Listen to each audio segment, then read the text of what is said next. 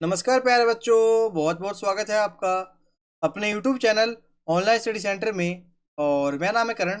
तो प्यारे बच्चों, आज के इस वीडियो में हम लोग सीखेंगे क्लास 12th का जो आपका सब्जेक्ट है हिंदी इलेक्टिव का। इसमें जो आपकी पहली पुस्तक जिसका नाम है अंतरा भाग 2, इसमें मैं आपको बता दूं हमने जो है इसका काव्य खंड, जब आपकी पुस्तक अंतरा इसका हमने काव्य खंड जो है समाप्त कर लिया था। यदि आपने उन वीडियो को नहीं देखा है तो आप जाके देख सकते हो, हमारे चैनल पे आपको वीडियो मिल जाएगी। ठीक है, तो पहले यदि आपको एक कविता समझ में नहीं आई होगी काव्य खंड की, तो आप वहां पे जाकर के देख सकते हो। आज के इस वीडियो से हम शुरू करेंगे गद्य खंड। यानी गद्य मतलब क्या होता है? कहानी।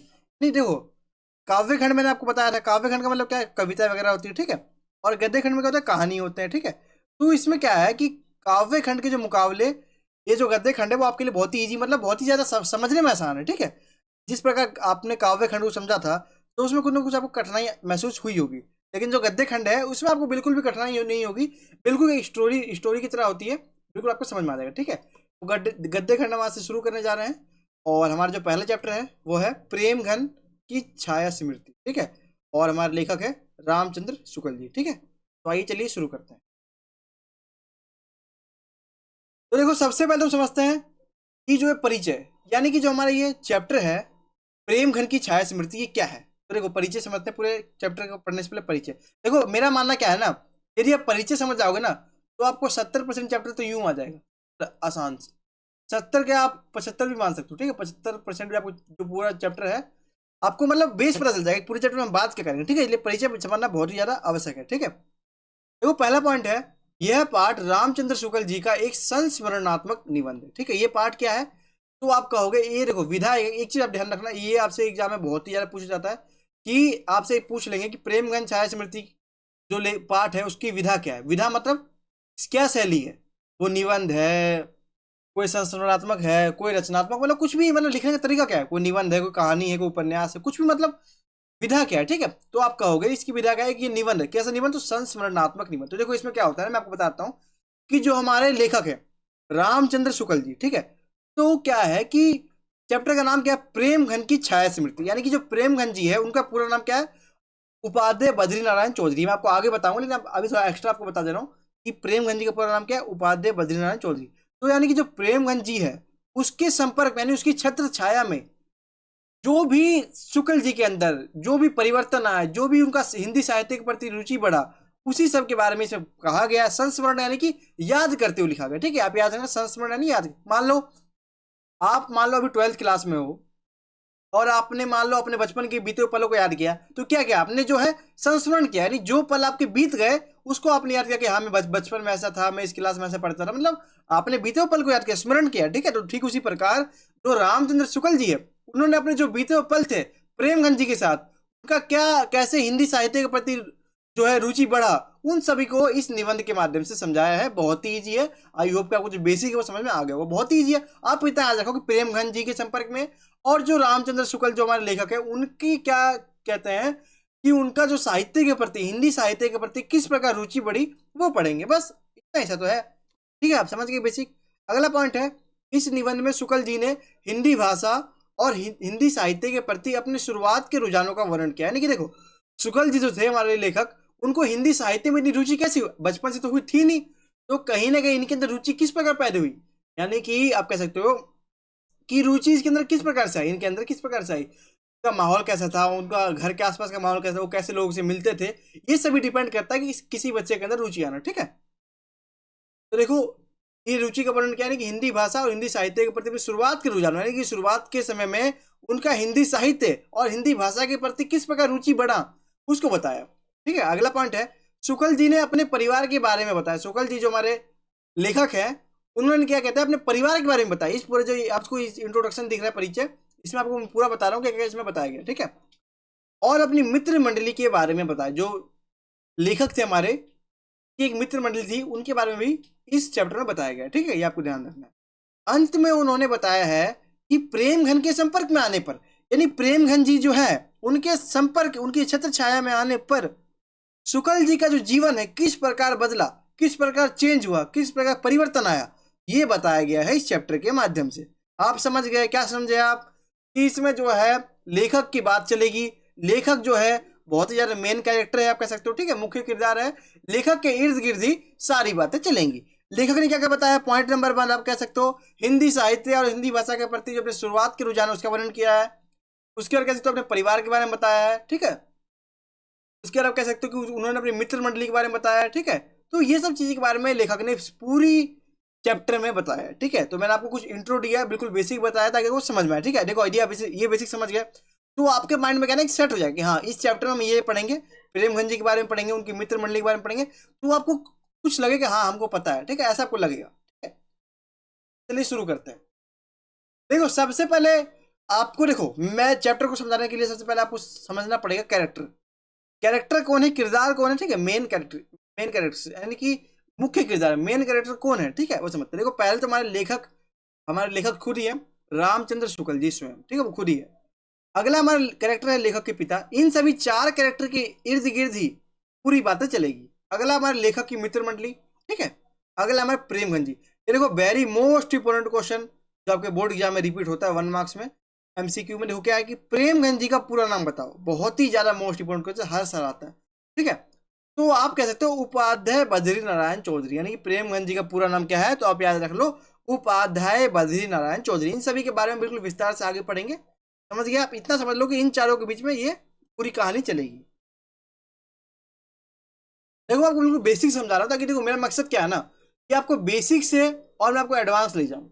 यदि मैं आपको बिल्कुल एडवांस ही सीधे ले जाऊंगा तो आपको समझ में नहीं आएगा, इसलिए पहले हम आपको बेसिक बता रहे हैं, उसके बाद मैं आपको पूरा जो है एडवांस बताऊंगा, ठीक है। तो देखो पहला हमारा टॉपिक क्या है कि लेखक के पिता की विशेषता, यानी जो हमारे लेखक है रामचंद्र शुक्ल जी, इनके जो पिताजी हैं उनकी क्या विशेषता है, क्या खूबियां हैं, उनके बारे में जानेंगे, ठीक है। आप समझ गए, हेडिंग का मतलब मैं आपको हेडिंग एक्स्ट्रा बता दे रहा हूँ, अपनी तरफ से समझा दे रहा हूँ ताकि आपको दिक्कत ना है।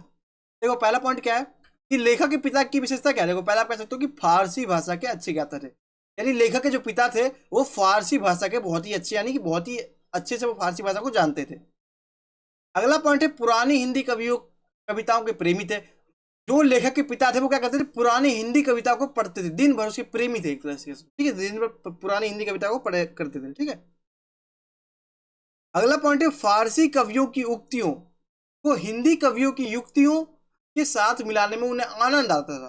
क्या है कि जो लेखक के पिता है ना, पिताजी, तो क्या करते थे, जो फारसी कवियों की जो उक्तियां होती थी और जो हिंदी कवि है, ठीक है, उन दोनों को मिलाने पर क्या है उनको बहुत ज्यादा आनंद आता था। अगला पॉइंट है वे रात को घर के सभी लोगों को इकट्ठा करके, वे मतलब कौन, तो लेखक के पिता, लेखक के जो पिता है वो रात को सभी लोगों को, यानी रात में जो घर के जितने भी लोग हैं, रात को घर के जितने भी लोग हैं सभी लोग को एक जगह इकट्ठा करते थे और रामचरितमानस और रामचंद्रिका पढ़कर सुनाया करते थे, ठीक है। लेखक के पिता में क्या है कि आप कह सकते हो कि लेखक का किस प्रकार हिंदी साहित्य के प्रति प्रेम बढ़ा, तो आप कहते हो कि उनके घर का जो माहौल था, घर का माहौल कहीं ना कहीं पढ़ने वाला था, लोग पढ़ने में रुचि करते थे, पढ़ाई ज्यादा होती थी, ठीक है, आप समझ सकते हो। वे घर के समझ गए आपकी सभी लोग इकट्ठा करते थे सभी को, लेखक के पिता, ठीक है, और सभी को रामचरितमानस और रामचंद्रिका पढ़कर सुनाया करते थे, ठीक है। अगला पॉइंट है भारतेंदु जी के नाटक, भारतेंदु जी के जो नाटक थे उन्हें बहुत अच्छे लगते थे। जो हमारे लेखक के पिता हैं उनको कहीं ना कहीं आप कह सकते हो कि भारतेंदु जी जो है उनके नाटक जो है बहुत ही ज्यादा अच्छे लगते थे, ठीक है। तो ये था हमारा लेखक की पिता की विशेषताएं, ठीक है। तो आई होप कि आपको समझ में आया होगा। देखो बहुत ही ईजी है ये, आपको एग्जाम में भी आ जाता है कि लेखक के पिता की विशेषता क्या है, तो आपको ध्यान रखना है, ठीक है। अब हम समझते हैं अपना अगला टॉपिक। देखो लेखक के मन की भावना, यानी जो हमारा लेखक है रामचंद्र शुक्ल जी, इनके मन की क्या भावना है, इनका जो मन है, इनकी कैसी फीलिंग्स है, कैसी भावना है, उनको समझते हैं। देखो पहला पॉइंट है हमारा बचपन में लेखक के मन में, बचपन में क्या है कि जो लेखक है हमारे रामचंद्र शुक्ल जी, उनके मन में एक अजीब सी भावना रहती थी, उनके मन में कहीं ना कहीं आप कह सकते हो बहुत ही ज्यादा अजीब सी भावना रहती थी, ठीक है। कोई बचपन थे, बच्चे जो लोग होते हैं नादान होते हैं, ठीक है। लेखक सत्य हरिश्चंद्र नाटक, देखो एक नाटक आया था जिसका नाम था, लेखक ने जो सत्य हरिश्चंद्र जो नाटक आता था उसके एक नायक थे जिसका नाम था राजा हरिश्चंद्र, उसको तथा लेखक भारतेंदु हरिश्चंद्र को एक ही समझता था। लेखक देखो लेखक बचपन में क्या करता था कि जो एक आप कह सकते हो जो नाटक आता था सत्य हरिश्चंद्र, एक नाटक था, उसके एक नायक थे जिसका नाम था राजा हरिश्चंद्र, और एक लेखक जो है वो क्या कहते हैं भारतेंदु हरिश्चंद्र थे। तो लेखक कहीं ना कहीं राजा हरिश्चंद्र और भारतेंदु हरिश्चंद्र को एक ही समझते थे, लेकिन जो है ये दोनों एक नहीं थे, अलग अलग व्यक्ति थे, ठीक है। तो ये लेखक के अंदर बचपन में गलतफहमी थी, ठीक है। अगला पॉइंट है, इसी कारण लेखक के मन में भारतेंदु जी के प्रति एक मधुर भावना जागृत थी। देखो देखो लेखक क्या है, उनका जो है कहीं ना कहीं ये राजा हरिश्चंद्र के प्रति एक अच्छी भावना है। लेखक बचपन में क्या समझते थे कि दोनों एक है, भारतेंदु हरिश्चंद्र भी एक है और राजा हरिश्चंद्र भी एक है। तो कहीं ना कहीं जो भारतेंदु हरिश्चंद्र है उसके प्रति जो लेखक की भावना जो है वो बहुत ज्यादा अच्छी हुआ करती थी। ठीक है, अगला पॉइंट हमारे लेखक के पिता का तबादला। देखो मैं आपको ना पूरा स्टोरी में बता रहा हूँ। ठीक है, स्टोरी 1 स्टोरी 2 बिल्कुल लाइन से बता रहा हूँ। पहले क्या हुआ, फिर क्या हुआ, फिर क्या हुआ, फिर क्या हुआ, इस प्रकार से। ठीक है, ताकि आपको समझ में आए। ठीक है, मैं आपको गारंटी देता हूँ यदि आप मेरे इस वीडियो को पूरा देख लेते हो, पूरा वॉच कर लेते हो, तो मेरी गारंटी है कि आपको इस चैप्टर में से, इस वीडियो में से जितने भी आपके क्वेश्चन आते हैं बोर्ड एग्जाम में, चाहे छोटे हो चाहे बड़े, आप सभी का आंसर जो है बिल्कुल आसानी से दे पाओगे। ठीक है, तो प्लीज वीडियो को बिल्कुल ध्यान से देखो, बहुत ही ज्यादा इंफॉर्मेटिव वीडियो, बहुत ज्यादा महत्वपूर्ण वीडियो है। ठीक है, क्या हमारा टॉपिक क्या, देखो लेखक के पिता का तबादला, यानी जो लेखक है हमारे, उनके जो पिताजी है उनका तबादला हो जाता है। ठीक है, क्या होता है तबादला ना, ट्रांसफर, समझते हो, ट्रांसफर होता है जब एक स्थान से दूसरे स्थान जाते हैं तो उसको ट्रांसफर कहते हैं। ठीक है, यानी लेखक के जो पिता है उनका तबादला हो जाता है। अब कहाँ से होता है, कब होता है, वो समझते हैं। देखो, जब लेखक 8 वर्ष के थे, लेखक कौन आप सभी को पता है, रामचंद्र शुक्ल जी। जब जो लेखक है वो 8 वर्ष के थे, तब उनके पिता, लेखक के जो पिता है उनका तबादला राठ तहसील से मिर्जापुर हो गया था। कहां से कहां हो गया था, तो आप कह सकते हो राठ तहसील से मिर्जापुर को हो गया था। तब उन्हें यह पता चला, जो लेखक है उनको यह पता चला कि भारतेंदु मंडल के सुप्रसिद्ध कवि, जो भारतेंदु मंडल है उसके जो सुप्रसिद्ध कवि है, बहुत ही ज्यादा जाने माने कवि है, उनका नाम क्या है, उपाध्याय बद्री नारायण चौधरी, जिसको हम शॉर्ट फॉर्म में प्रेमघन भी कह देते हैं, भी वही पास में ही रहते। जब उनको पता चला कि ये जो बहुत ही नाटक है, क्या कह सकते हो, कि जब उन्हें पता चला कि भारतेंदु मंडल मंडल जो है उनके एक सुप्रसिद्ध कवि है जिनका नाम है प्रेमघन जी, वो यहीं पास में रहते हैं, तब लेखक के मन में प्रेमघन के दर्शन की इच्छा जागृत हुई। यानी कि जब लेखक है उनको पता चला कि जो भारतेंदु मंडल के जो एक कवि है सुप्रसिद्ध, उनका नाम है प्रेमघन जी और वो यहीं पास में रहते हैं, तो उनको लगा क्यों ना मैं भी उनसे मिलूं। उनके मन में एक चेष्टा हुई, एक इच्छा जागृत हुई कि हाँ मुझे भी जो है प्रेमघन जी से मिलना है, उनके दर्शन करने हैं। अब इनके दर्शन हो भी जाते हैं, वो आगे समझेंगे। अब देखो अगला टॉपिक, देखो मैं आपको कैसे सीक्वेंस से पढ़ा रहा हूँ ना, पहले आपको पढ़ाया ट्रांसफर कैसे हुआ, तबादला कैसे हुआ लेखक के पिता का, फिर वो प्रेमगंज जी के बारे में उनका मन में ख्याल आया कि पास में रहते तो उनसे मिल ले, अब प्रेमगंज जी से मिल भी रहे। मैं आपको बिल्कुल सीक्वेंस से बता रहा हूँ। ठीक है, यानी कि क्रम में बता रहा हूँ। ठीक है, बिल्कुल स्टोरी वाइज। ठीक है, आप समझ लोगे तो बिल्कुल इजी चैप्टर है। देखो, उपाध्याय बद्रीनाथ चौधरी यानी प्रेमगन की पहली झलक, यहाँ पे जो है लेखक का जो मिलन है उसका जो है प्रेमगन की जी के साथ हो जाता है। देखो पहला पॉइंट है, जब शुक्ल जी यानी लेखक के मन में प्रेमघन जी के दर्शन करने की इच्छा जागृत हुई, उसके बाद वे अपने साथियों और मित्रों की मंडली के साथ, लेखक के जो साथी हैं और जो उनकी एक मित्र की मंडली थी, उनके साथ 1.5 मील का सफर तय करके चौधरी साहब के मकान के सामने जा पहुंची। उन्होंने क्या कहा करा, लेखक जो थे और जो लेखक की मित्र मंडली थी, उन्होंने क्या किया कि 1.5 मील का सफर तय किया। ठीक है, 1.5 मील का सफर तय करके चौधरी साहब के मकान के पास जा पहुंचे। ठीक है, यानी 1.5 मील का सफर तय करके चौधरी साहब यानी कि जो प्रेमगंज जी है उनके पास जाकर के पहुंच गए। ठीक है, अगला पॉइंट है ऊपर का बरामदा। ऊपर का जो बरामदा था वो सघन लताओ। देखो सघन, एक दो चीज आपको याद रखना है, सघन और विरल। सघन मतलब होता है ज्यादा, विरल मतलब होता है कम। ठीक है, यानी कि ज्यादा, सघन मतलब क्या होता है ज्यादा।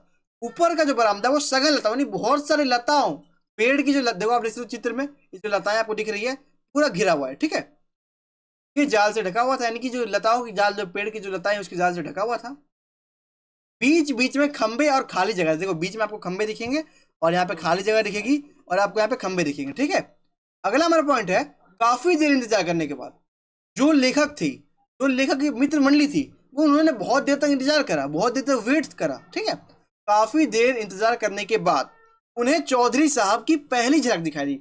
उनको आखिरकार कहीं ना कहीं उनका जो मिलन का उनकी इच्छा थी कि वो प्रेमगंज से मिले, तो वो कहने की उसको पूरी हुई। ठीक है, यानी कि कह सकते हो कि बहुत देर इंतजार करने के बाद उनको चौधरी साहब की झलक, यानी चौधरी साहब उनको दिखाई दी है। ठीक है, और उनकी झलक कुछ इस प्रकार से थी। अब लेखक बताते हैं कि उनकी झलक जो थी ना वो कुछ इस प्रकार से थी, उनके बाल बिखरे हुए थे तथा एक हाथ खंबे पर था। देखो चित्र में देखो आप, ये जो प्रेमगंज जी इनके बाल बिखरे हुए और एक हाथ खंबे पर है। ठीक है, अगला पॉइंट है, कुछ ही देर बाद दृश्य आंखों से ओझल हो गया। देखो कुछ ही देर बाद दृश्य आंखों से ओझल हो गया का मतलब क्या है, इसका मतलब यही है कि जो प्रेमगंज जी थे वो वहां से चले गए, यानी यहाँ पे खड़े थे यहाँ से कहीं चले गए। ठीक है, और अगला पॉइंट है, और यही उपाध्याय बद्रीनारायण चौधरी की पहली झलक थी, यानी कि यही जो है कहीं ना कहीं तो पहली झलक थी। ठीक है, आपसे एग्जाम में कैसे प्रश्न आते हैं, आपसे आ सकता है एग्जाम में कि प्रेमगंज की पहली झलक का वर्णन करें, यानी कि प्रेमगंज की झलक, पहली झलक कैसी थी, आपको बता दिया मैंने कि पूरे सघन लताओं आसपास पेड़ का जो जाली था,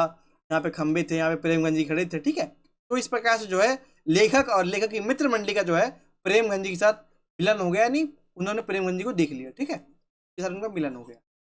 तो आई होप आपको समझ में आ गया होगा ये टॉपिक। अब अगले टॉपिक और बढ़ते हैं। देखो अगला टॉपिक क्या है, उपाध्याय बद्रीनारायण चौधरी यानी प्रेमघन के व्यक्तित्व की विशेषता है। यानी जो हमारे प्रेमघन जी जो है वो बहुत ज्यादा रईस है, बहुत ज्यादा खर्चैल हैं, बहुत ज्यादा मतलब बहुत ज्यादा रईस टाइप के हैं, बहुत ज्यादा रईस है। ठीक है, तो उनकी क्या विशेषताएं थी वो समझते हैं। देखो पहली विशेषता क्या है कि चौधरी साहब लंबे लंबे घने बाल रखते थे। पहली विशेषता क्या थी, तो ये जो है लंबे बाल रखते थे, आपको चित्र में दिख रहा होगा लंबे लंबे बाल रखे हुए घने, जो कि उनके दोनों कंधों पर बिखरे रहते थे। चित्र में देखो आप, उनके दोनों कंधों पर ये बाल बिखरे हुए हैं। ठीक है, अगला पॉइंट है चौधरी साहब, जो हमारे प्रेमगंज जी है उनके बारे में बात चल रही है। चौधरी साहब भारतेंदु मंडल के सुप्रसिद्ध कवि थे, यानी बहुत ज्यादा फेमस कवि थे। ठीक है, और वे पुरानी एवं प्रतिष्ठित कवियों में से एक थे, बहुत ही ज्यादा ज्ञानवर्धक थे, बहुत ज्यादा उनको ज्ञान था, बहुत ज्यादा प्रसिद्ध, बहुत ज्यादा विशिष्ट कवि थे। ठीक है, बहुत ज्यादा प्रसिद्ध थे। अगला पॉइंट है उनके रहन सहन और व्यवहार से उनकी रईसी, उनका जो रहन सहन है और उनका जो व्यवहार है उनसे उनकी कहीं ना कहीं रहीसी का प्रकट होता है। यानी कि जो रहीसी है, जो कहीं ना कहीं फैसिलिटी है, जो कह सकते हो कि जो अमीर का जो एक गुण होता है, जो अमीर लोग होते हैं उनकी जो रहीसी होती है वो कहीं ना कहीं उनके रहन सहन से ही लोगों में साफ साफ साक्षात दिखाई देता था। ठीक है, अगला पॉइंट है उनके संवाद सुनने लायक था। उनकी जो संवाद थी, उनकी जो बात करने का जो ढंग था ना, वो लोग सुनते थे, उन लोग उनके संवाद को सुनने के लिए बहुत ज्यादा तत्पर रहते थे, बहुत ज्यादा इच्छुक थे। ठीक है, और उनकी बातचीत का अंदाजा निराला था, उनकी जो बातचीत करने का अंदाजा था बहुत ज्यादा निराला था। ठीक है, यानी कि बहुत ही ज्यादा अच्छे तरीके से वो बात करते थे। अगला पॉइंट है चौधरी साहब विलक्षण प्रतिभा के धनी थे, यानी विलक्षण यानी बहुत सारी, इनको अनेकों गुण थे, इनके अंदर बहुत ज्यादा गुण थे। ठीक है, ये हर एक काम को अच्छे से कर देते थे। अगला पॉइंट है उन्हें होली, वसंत पंचमी आदि त्योहारों को मनाने का खूब शौक था। ये जो है होली को, वसंत पंचमी को और जितने भी त्योहार होते हैं उनको बहुत ज्यादा शौक से यानी बहुत ज्यादा अच्छे से मनाते थे। ठीक है, इसलिए उनके यहाँ पर हर त्योहार पर नाच गाना और उत्सव हुआ करते थे, यानी हर त्योहार को बिल्कुल धूमधाम से मनाया जाता था। ठीक है, आपको पता चल ही चुका है कि जो प्रेमगंज जी थे वो रईस थे, बहुत ज्यादा आप कहते तो रईस प्रवृत्ति के, ठीक है, बहुत ज्यादा धनी थे। ठीक है, पहला पॉइंट है वे नौकरों के साथ भी सम्मानजनक व्यवहार करते थे। जो नौकर है ना उनके साथ भी कहीं ना कहीं सम्मानजनक व्यवहार करते थे, बहुत ही ज्यादा अच्छे से व्यवहार करते थे। ठीक है, तो ये था हमारा प्रेमगंज जी की व्यक्तित्व की विशेषता, नहीं प्रेमगंज जी किस प्रकार से व्यक्ति थे, वो कौन से व्यक्ति थे, मतलब उनकी विशेषता क्या थी वो मैंने आपको बता दिया। ठीक है, अब आगे बढ़ते हैं। अब देखो अपना अगला टॉपिक आता है लेखक का हिंदी साहित्य के प्रति झुकाव। जो हमारे लेखक है रामचंद्र शुक्ल जी, इनका जो हिंदी साहित्य है, ठीक है, तो हिंदी साहित्य के प्रति इनका झुकाव किस प्रकार से हुआ, किस प्रकार से बढ़ा, वो समझेंगे। देखो पहला पॉइंट है लेखक के पिता। लेखक के जो पिता है बहुत बड़े विद्वान थे, आपको पता है बहुत ज्यादा विद्वान थे, इसलिए बचपन से ही उनके घर का माहौल है जो काफी साहित्यिक था, बहुत ज्यादा पढ़ा लिखा, बहुत ज्यादा साहित्यिक। इसका असर उन पर प्रभाव पड़ा, इसका जो उन पर इसका जो असर है उन पर भी पड़ा, यानी कि आप तो कि पूरे घर में लोग पढ़े लिखे थे, पढ़ाई का माहौल था, तो जो लेखक थे उन पे भी पढ़ाई का माहौल, कहेंगे उनके ऊपर भी पढ़ाई का असर पड़ा। ठीक है, अगला पॉइंट है इसलिए लेखक की बचपन से ही, यानी कि जो लेखक है उसकी बचपन से ही साहित्य के प्रति रुचि बढ़ती चली गई। उनको उनके घर में ऐसा माहौल था पढ़ाई का कि उनके अंदर पढ़ाई की भूख जग गई, उनको जो साहित्य है उसके प्रति उनकी रुचि बढ़ती चली गई। ठीक है, बचपन से ही लेखक ने अपने पिता से रामचरितमानस और रामचंद्रिका को ध्यानपूर्वक सुना, यानी जो रामचरितमानस है और जो रामचंद्रिका है उसको लेखक ने बहुत ज्यादा ध्यानपूर्वक सुना था अपने पिता से। ठीक है, अगला पॉइंट है उनके पिता, यानी लेखक के जो पिता है उन्हें भारतेंदु हरिश्चंद्र के नाटक भी पढ़कर सुनाया करते थे। जो लेखक के पिता थे वो क्या करते थे कि जो भारतेंदु हरिश्चंद्र थे उनके जो नाटक आया करते थे उनको भी पढ़ करके सुनाया करते थे सभी घर के लोगों को और लेखक को। ठीक है, जिससे लेखक के मन में उनके लिए अपूर्व भावना पैदा हो गई, कि जो भारतेंदु हरिश्चंद्र था उसके लिए क्या कह सकते हो कि बहुत ज्यादा अच्छी मन में जो है बहुत ज्यादा अच्छी भावना लेखक के अंदर पैदा हो गई, यानी बहुत ज्यादा अच्छी भावना आ गई। अगला पॉइंट है लेखक की साहित्यकारों, लेखक के जो साहित्यकारों के प्रति अटूट श्रद्धा भी थी। लेखक जो थे वो साहित्यकार, जो साहित्यकार होते थे उनके प्रति उनका बहुत ज़्यादा विश्वास था, बहुत ज़्यादा श्रद्धा रखते थे। लेखक पंडित केदारनाथ जी पाठक के पुस्तकालय से लाकर पुस्तकों को पढ़ा करते थे। जो हमारे लेखक थे, एक व्यक्ति थे जिनका नाम था पंडित केदारनाथ ठीक है, पंडित केदारनाथ जी, ठीक है। तो इनका एक पुस्तकालय था, वहां से जो लेखक है वो पुस्तकें ला के पढ़ा करते थे, ठीक है। ये आपको समझ में आ गया होगा लेखक का हिंदी साहित्य के प्रति। अब आता है मेरा अगला टॉपिक, भारतेंदु जी के मकान के दर्शन। देखो हमने पढ़ा प्रेमगंज जी के दर्शन हो गया, अब भारतेंदु जी जो है उनके मकान के दर्शन किस प्रकार से होते हैं, ठीक है, वो समझ। देखो लेखक क्या है कि लेखक एक बार किसी के बारात में शामिल होने काशी गए थे। लेखक क्या है, किसी की शादी होगी तो उसकी शादी यानी उसकी शादी के बारात में शामिल होने, उनकी शादी में जाने के लिए, शादी के बारात में जाने के लिए काशी गए थे।